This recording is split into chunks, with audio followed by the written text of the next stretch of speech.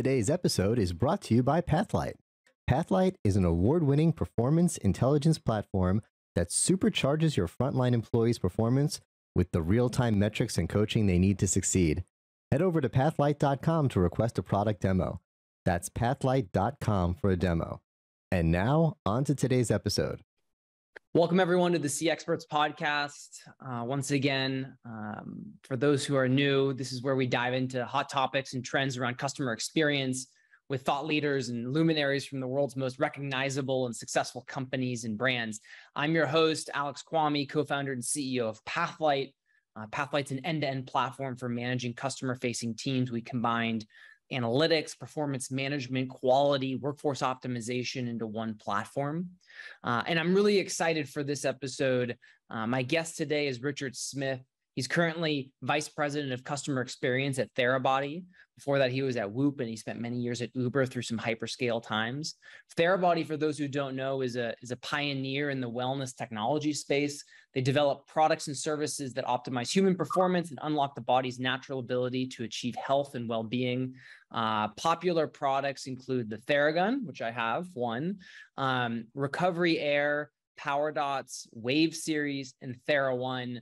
As I said, I own the Theragun. I've got a Theragun Mini in my desk that I'm looking at over there. So I'm a big fan. And I aspire to be as athletic as all the customers I see in the marketing materials. I'm probably 2 orders of magnitude away, but it's a dream. But Richard, welcome, and it's great to have you. Thank you very much. I appreciate the opportunity to chat. So, Richard, we like to keep this podcast super technical for operators, by operators. And so the questions and discussion, I really want to focus it on what's going to be most valuable to the other operators that are listening in.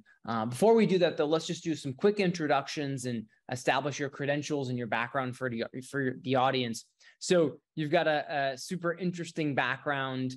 I think you like many college graduates, you started your career in finance and consulting.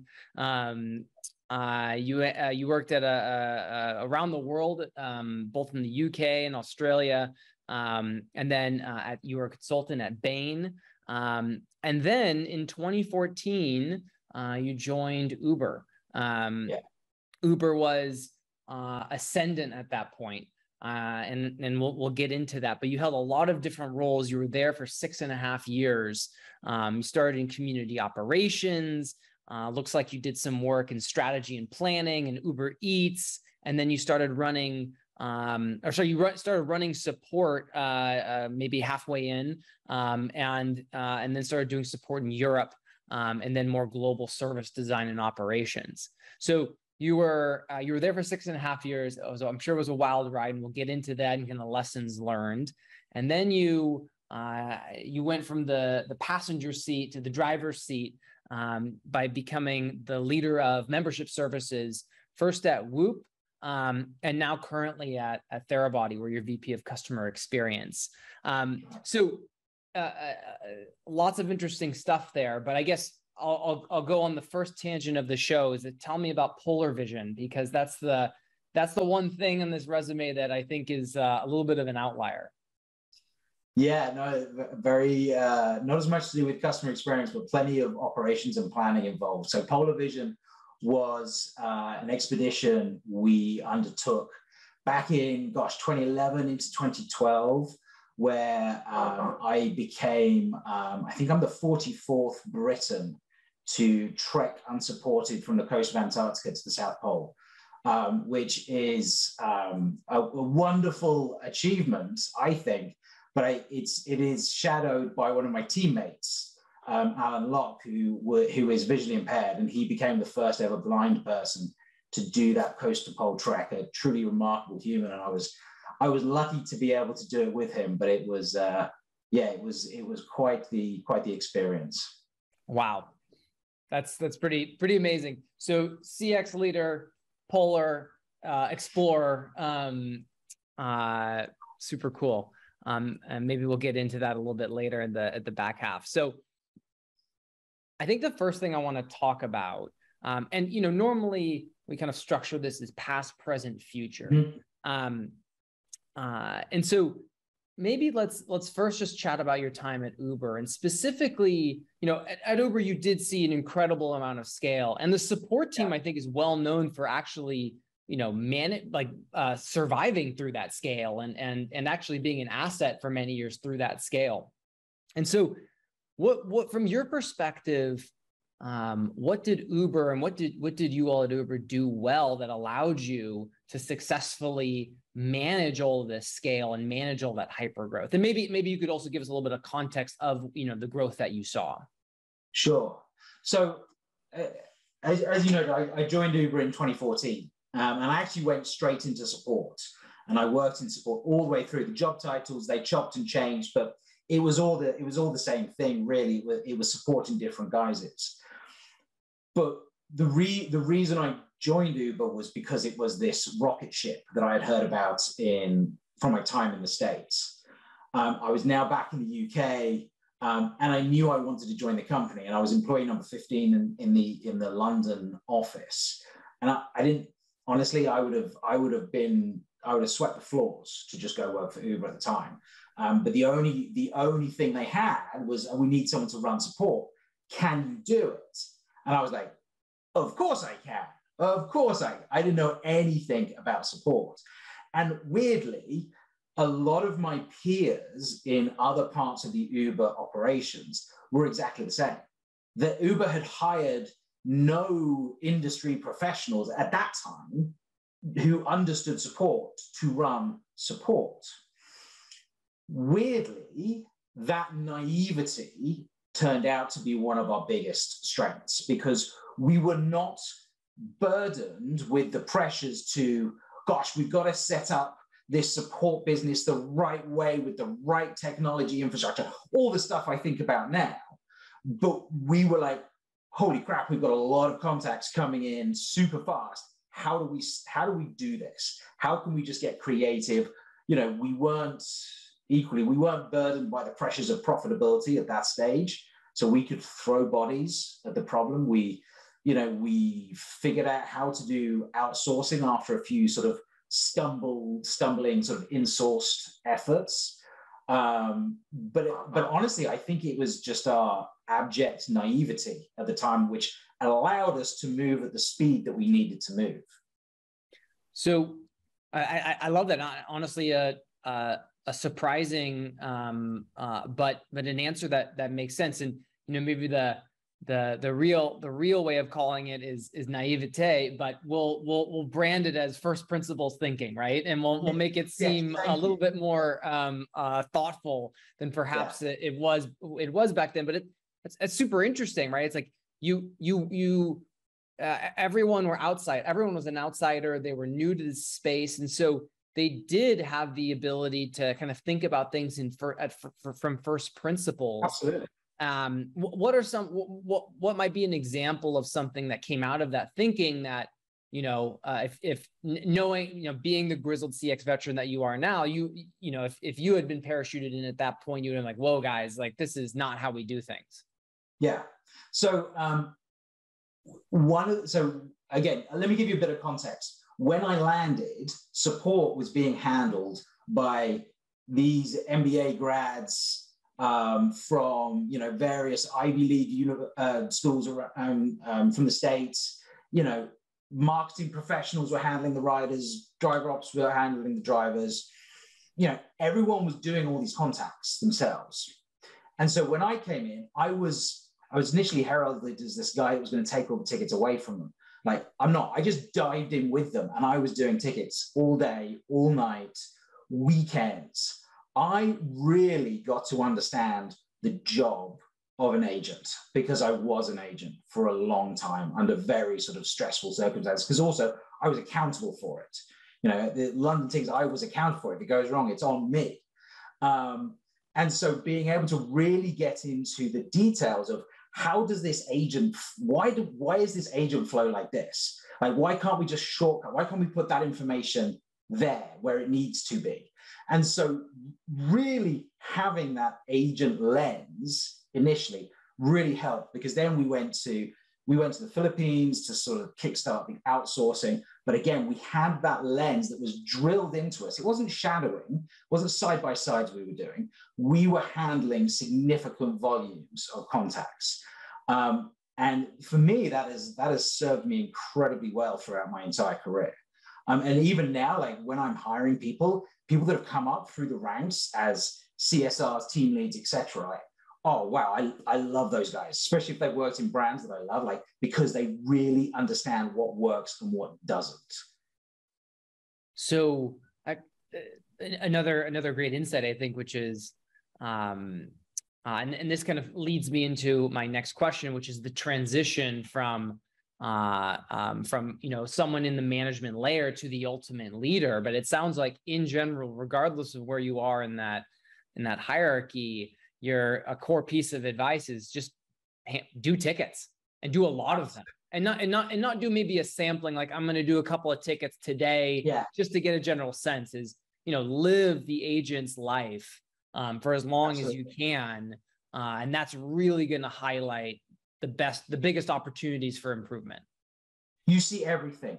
You see QA, you see training, you see technology, you see everything that ultimately you're accountable for. And if you don't understand it, you don't understand how to improve it. And so it's one of the things that I've tried to do wherever I am. I don't get to do as many tickets as I did back in Uber days, but the principles still hold true for me. How many tickets do you think you did at Uber? I actually pulled that. I did over 5,500 tickets. Wow. In my time at Uber.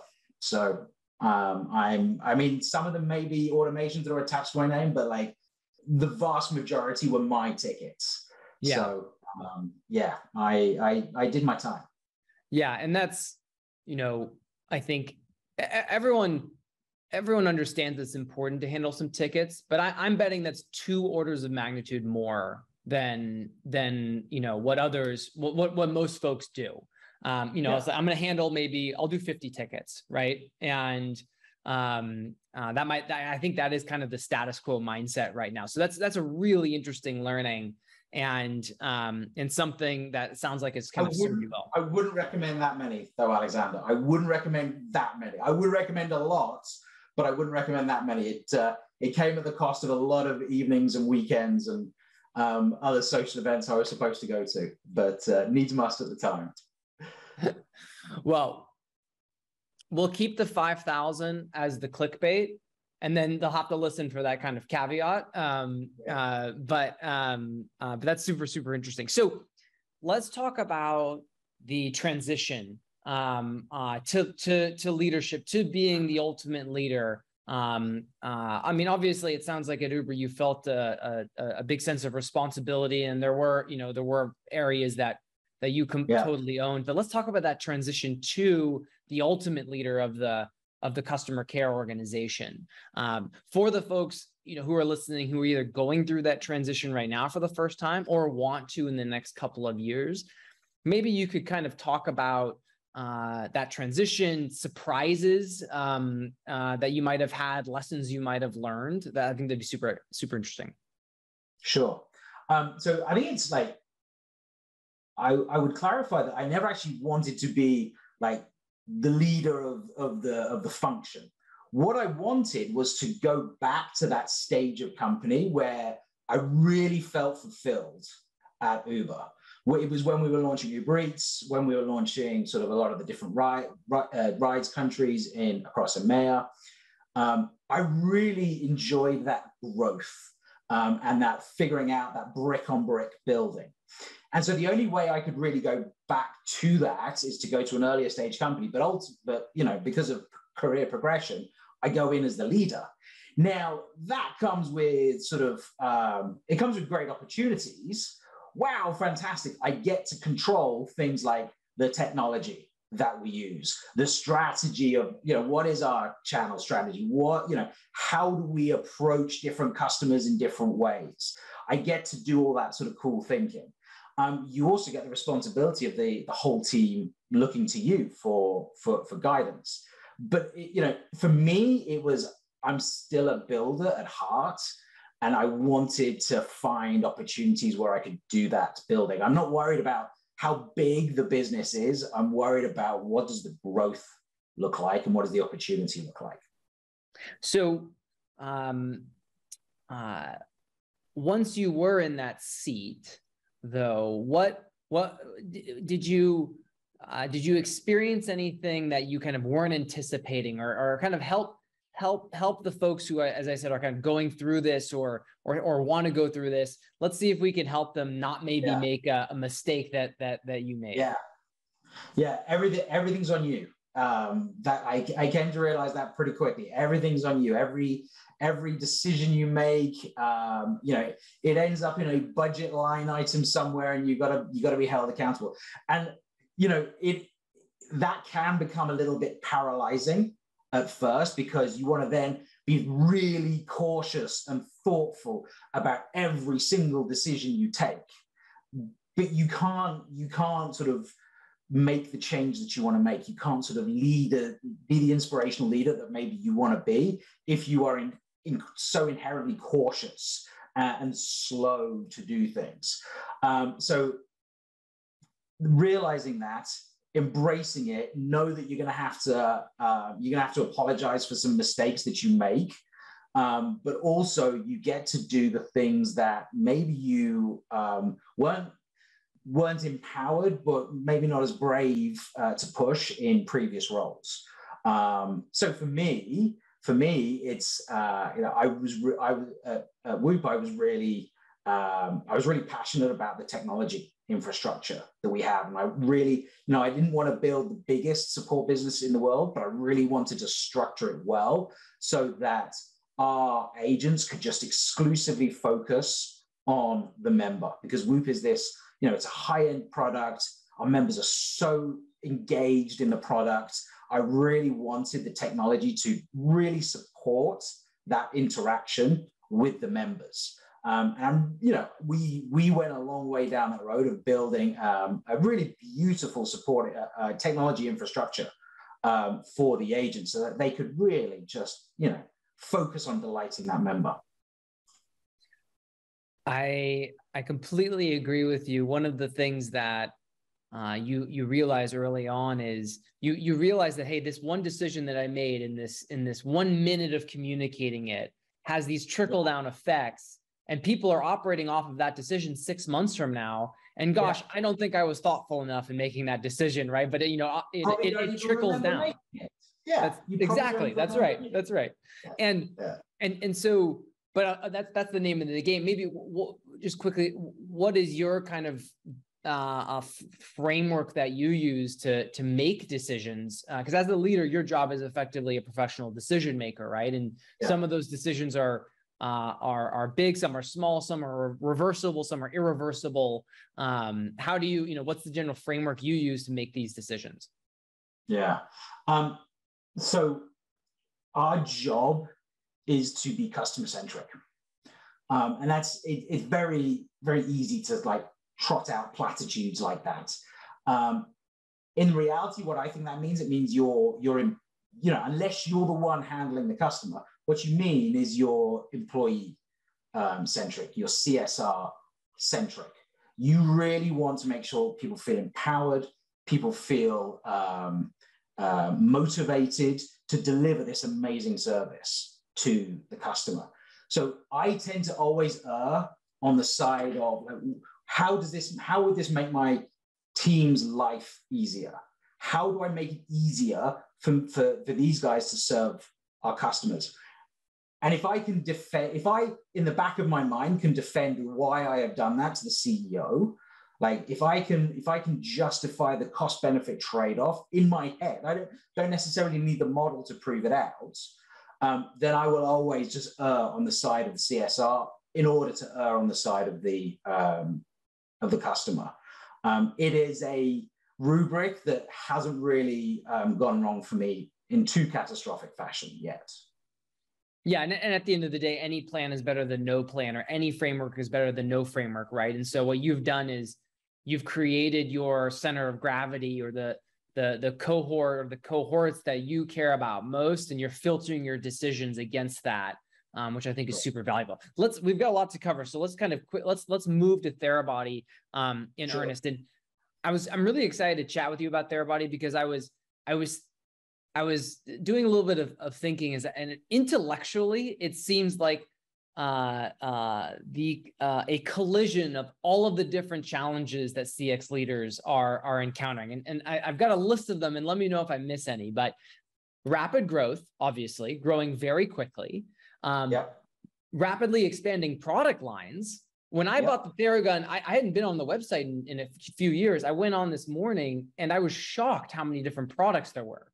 Well, obviously every single product, there's a support, there's a huge support kind of burden there. It's hardware. God bless you. I'm a software guy. I will never do hardware, right? So you've got supply chain, 3PL issues, and it's complex hardware, right? It's not, this, you get chip shortage issues. You've got all this kind of stuff, right? Professional/prosumer users. So super high expectation of reliability and performance. So very exacting customers. The market, you guys are one of the early, if not the first entrant into the market, but it's becoming a competitive market, right? And so all those intangibles like brand and customer experience really matter. You've got an online presence and retail. So you've got kind of multiple customer touch points, 60 countries. What's that? And business to business. And B2B. So a couple different go-to-market motions. You're in 60 countries. And then finally, and we're all dealing with this, the market is completely changing. And we're in a once in a decade kind of market correction. So I just wanted to start there and recognize and maybe discuss, like, this is really the confluence of every kind of like intellectual challenge in the CX organization. So I guess I'll just start as like, how are the first couple of months going? It's been a ride. It's been a ride. Honestly, I knew what I was getting into at Therabody, and it's one of the reasons I ran to it. As I said, I consider myself a builder. That's what energizes me. That's what gets me excited. And part of a builder is getting to solve problems. I think back to Uber, I felt like I was solving problems that nobody else had to solve before. And that's an exhilarating idea. I get to do that all the time here at Therabody. And it's super, super exciting. And it's hard. The days are long. So I'm also trying to get up to speed on the products, the company, how it's all structured, who the various stakeholders are. I've only been here sort of 8 weeks or so far, but it's a product. It's a company that I really admire. It's a product that I love. Like I was a Therabody customer as well before I was an employee, as I was with Whoop, as I was with Uber, which I think is really important. And the team that I'm working with are phenomenal. So all of that makes it so much easier. But I'm not bored. To answer your question, Alexander, I'm definitely not bored. So I want to get into those challenges, although I do want to highlight one thing that we're hearing here, which just from a career kind of progression perspective is you weren't, I heard two really important things. One, you weren't searching out the role, you were searching out the responsibility and the impact. You weren't searching the title, you were searching out the kind of the responsibility and impact. And two, you work at companies where you truly believe and use the product. Yes. And I think, it's very tempting for us to get excited about the title and kind of say, oh, I can work at any company, I can support anything. But if you're going to answer 5,000 tickets, or you're going to, work nights and weekends to kind of figure this out and really put your effort in, these things are roller coasters, right? And so when things are up and up, it's all good, right? But if you have a bad day, bad week, bad month, bad quarter, we all have those. It's your belief in the company and in the mission and in serving your customers that really gets you through those tough times.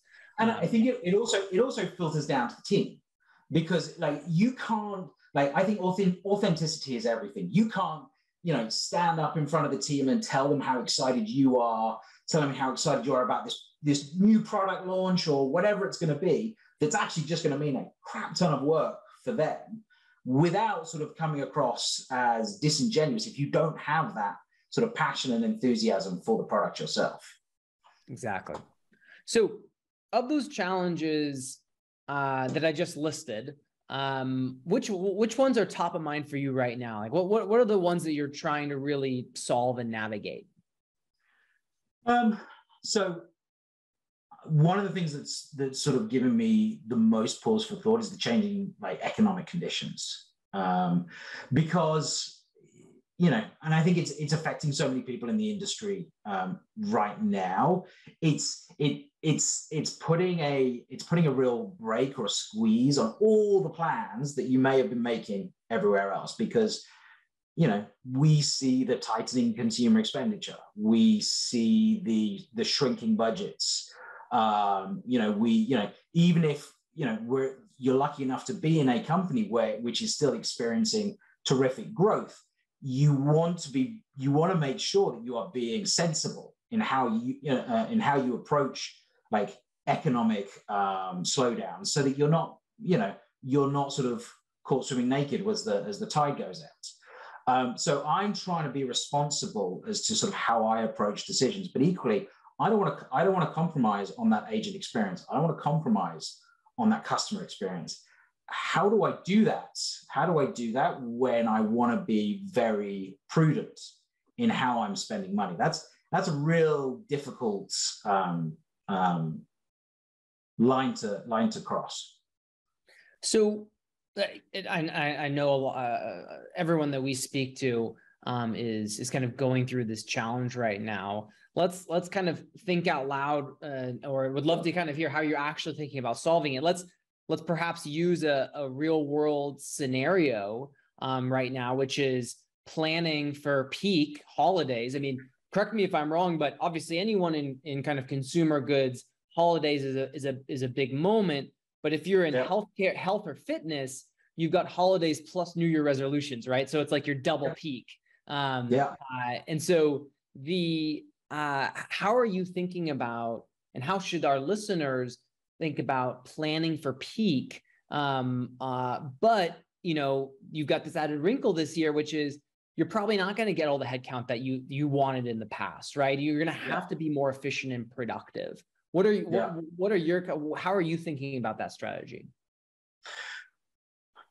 Yeah, and the other thing to sort of throw into this mix as well is the comps that you're looking at coming off last year were very skewed because of the pandemic, where direct to consumer businesses were doing really well, but also you had all these supply chain issues which were driving up customer contacts across the board. So how well can you rely on the comparisons from last year?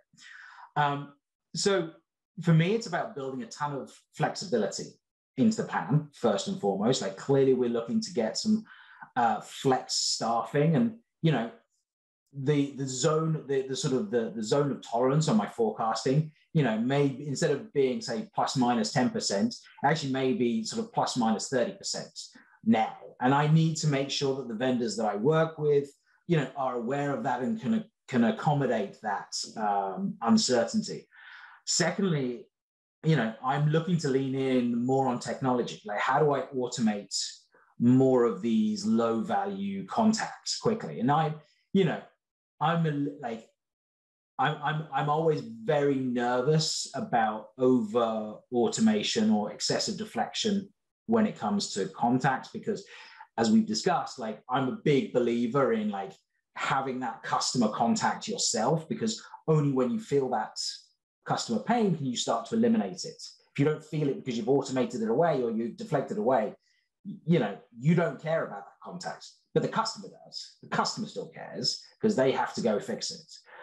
So I've always sort of been nervous about too much automation, but that we're going to have to sort of lean in, do more automation to give us the levers that we can pull to say, hey, it looks like we're at the upper end of our estimate. We need to pull that automation lever. And so again, it's about sort of preserving that optionality for you. This leads me into a question we always like to ask, because there's always this, I'm inspired by this difference of you can ask someone what their priorities are, but then also you can just look at their calendar, and their calendar is going to show you what their real priorities are. I think in managing customer facing teams, I can ask you what your priorities are. I can also just look at your dashboard. Like, what metrics are you managing against? And so, and obviously data-driven management is near and dear to our heart at Pathlight. So what are your priority metrics that you are managing? And it's so interesting because every company thinks about things differently, and they structure their metrics accordingly to their prioritization, right? And so kind of maybe following up on this idea of, hey, maybe I don't want to over automate deflection. I care about other things. Like, what are those key metrics that you are managing at your level, and then you want all the way down to the agent or the CSR to manage? Yeah. So, I mean, as unglamorous as it is and prosaic as it, I have to care about cost. So, first and foremost, like, am I spending the right percentage to sales? Like, are we bringing support in within the envelope that I need to? Okay, fine. We've talked about cost. Okay, the metrics that I really care about, because that's a hygiene metric. The metrics I really care about are NPS or CSAT from my customers, EMPS from my employees, and defect rates.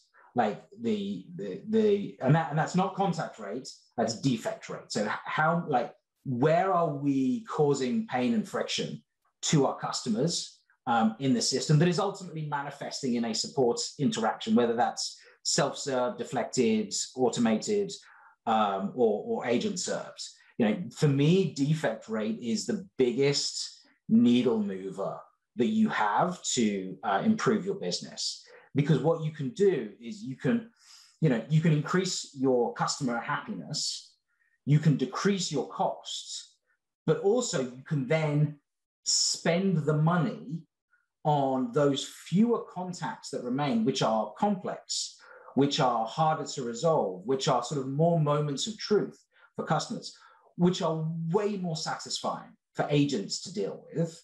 And if you are able to lean in and spend the money on them, you can create truly wow experiences for your customers. So for me, getting that defect rate down is such an important metric.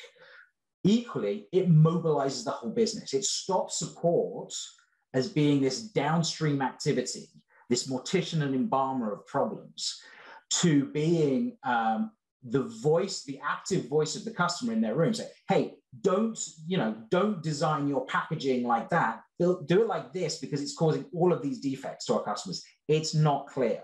Like, make the nozzle screw on the other way rather than that way. It's causing us a bunch of customer contact. Like, giving that sort of feedback, just creates such a strong virtuous circle throughout the business and really elevates the role of customer service within any organization. So I am passionate about defect rates as a sort of motivating metric. Super interesting. Let me just make sure I understand. So defect rate, as you define it, or at least from my understanding, this is not something that a CSR can drive. This is a product-driven metric. No, but it's something that a CX function or CS function can drive. A CSR just has to handle the contact. But if I'm a good customer service leader, I'm saying, what is the nature of contacts coming into this business? Why? Why do we have to handle these contacts? Why can we not eliminate them up at the root cause? Yes, you may want to have the customer self-serve. Yes, you may want to try and deflect that contact. And those are like cheap drugs. Really, you want to eliminate that defect at the root cause. And that's where I can add value to the rest of the business by giving them that intelligence. Say, hey, you're causing our customers pain. Here's some tools to eliminate it. And so the way you're measuring that is through some sort of categorization or tagging workflow in your tickets. Yeah. You're then reporting on that to leadership, to product, to whatever that might be. Yeah. And as you go to your boss and talk about the ROI of customer support and the value that they're getting for this investment into customer support, not only can you point to a customer satisfaction metric, but you can also say, hey, the product is getting better and defect rate is going down. And that's very clear. That is a very clear, both quantitative and qualitative impact on the business. Yeah. And whilst right at the start, I said, look, I care about my cost as a percentage of sales.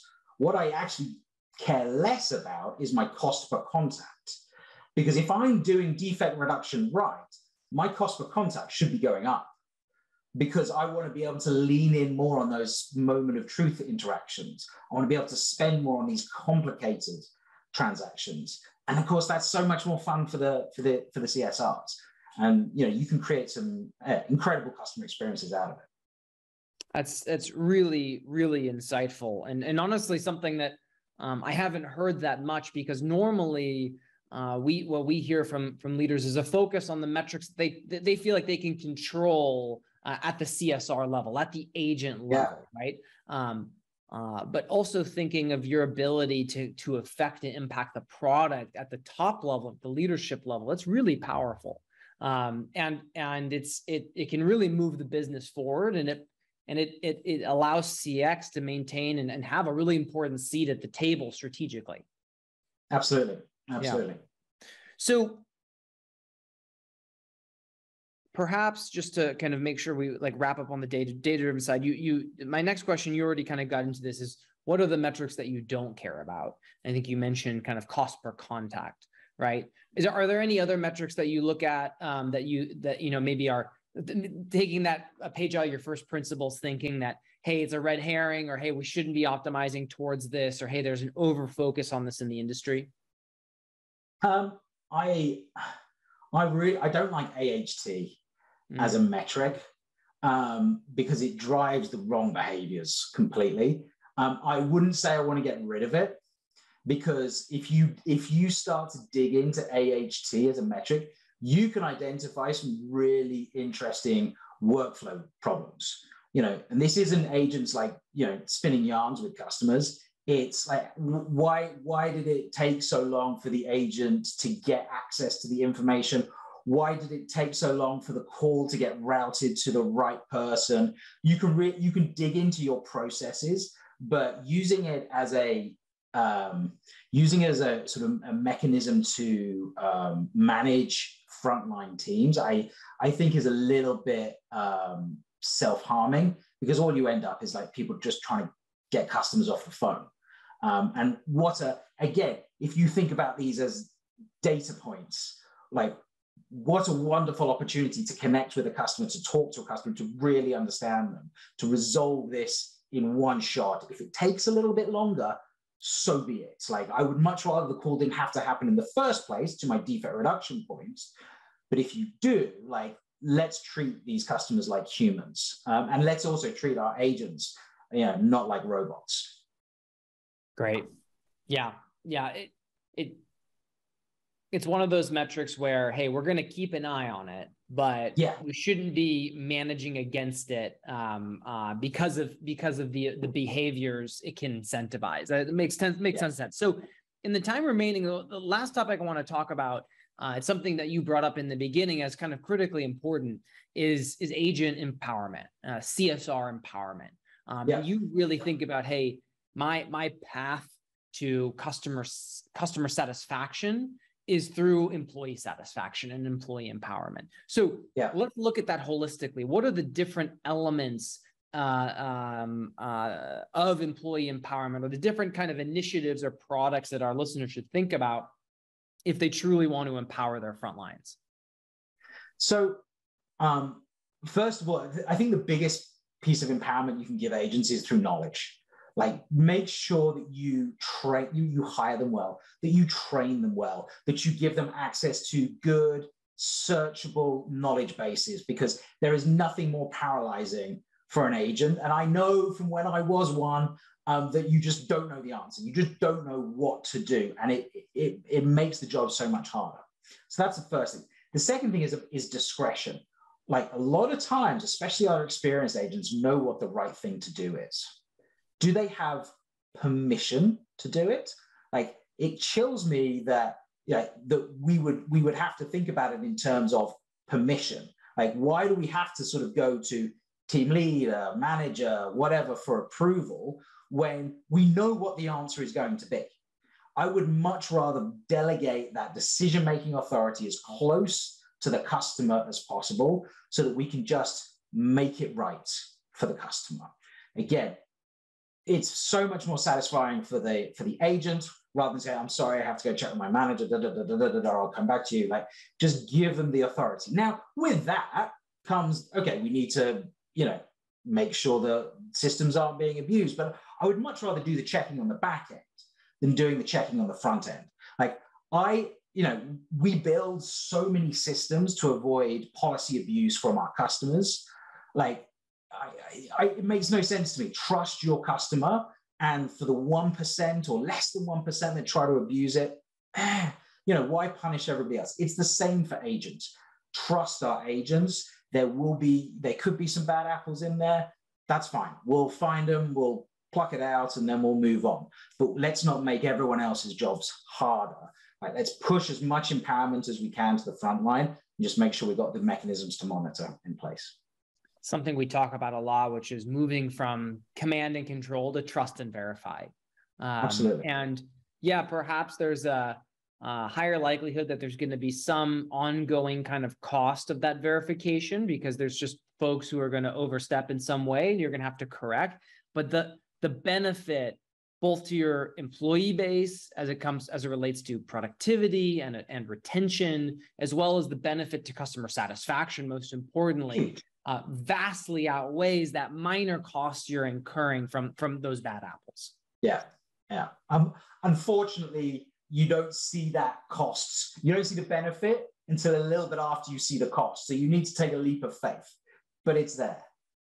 Yeah, that's where you need to have faith, because the cost is very visceral. It's very easy to see. Exactly. And it's people cheating you effectively. So it's painful, but you need to really kind of stay the course, because the long-term benefits, which are a little bit less apparent, especially in any moment in time, are certainly going to make that cost a worthwhile investment. But I don't think any customer service leader worth their salt gets too affected by people trying to rip them off. That's what we do. That's what we have to deal with. So maybe the final question I'll ask is kind of looking towards the future. Well, I'll make it a two-part question. What are you looking at, not in the next 6 months, but the next kind of 18 to 24 months? What do you see on the horizon? Perhaps you're not acting on it now, but you have in the back of your mind, like, I need to start putting together a plan over the next, for these trends or these challenges that I see over a kind of medium-term horizon. And then the second part of that is, same question, but how do you think about that from an employee retention perspective, or just the general employee empowerment? But more generally, what are you looking at on the horizon that maybe our listeners should also be wary of? Yeah, so I see a couple of things. I think there's the obvious threats, which we've talked about, of the sort of the worsening economic conditions. How long is that going to last? Like, how do we make sure that we survive, our customer experience survives through it? That's very much front of mind for me in the medium term, I think. But for me, like, one of the things that I am on the positive side, on the opportunity side, one of the things I'm really excited about is how else can I use my team of agents to impact my business? And this is, again, getting out of this thinking that, customer support is just this funnel where everything just sort of falls to the bottom and has to get handled by customer support. How can I engage my teams more actively in, say, pre-sales activity? For a company like Therabody, which has this multitude of different products that can have this incredible benefit, how can we help people realize that benefit? How do we do that proactively? How can we facilitate building communities of like-minded users? that actually it does have a support benefit because they can help each other, but it also has a brand and community benefit because, again, you're creating much greater level of stickiness with the product because they feel like they're part of something. And this is all stuff that my team, that a scaled workforce can really add rocket fuel to. So that's some of the things that I have in the back of my mind. Whether I can act on them in the sort of the time frame that I want to because of the economic pressures, I don't know. But it's certainly an opportunity that I see for the business where I am at the minute. I mean, it's really, and you've talked about this a couple of times, really inspirational, your belief in the support organization's ability to impact the business, right? And I think, unfortunately, there are lots of companies who just see support as a kind of cost center that's just necessary evil, and doesn't really, it doesn't really impact the business. It puts out fires effectively. And so I think that's a great kind of inspirational note to end on.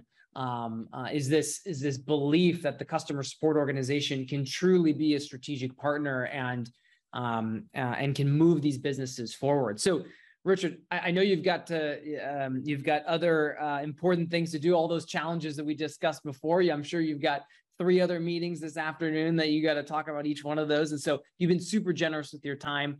It's been great to chat with you. If for our listeners, if you want to get in touch with Richard, please reach out on LinkedIn. If you're interested in Therabody products, and I highly recommend that you check them out, go to therabody.com. And if you want to learn about Pathlight, please go to pathlight.com or reach out to me on LinkedIn. That's it for this episode of CXperts. Richard, I want to thank you again. And I hope everyone has a good day, and we'll see you next time. Thanks, Richard. Thank you.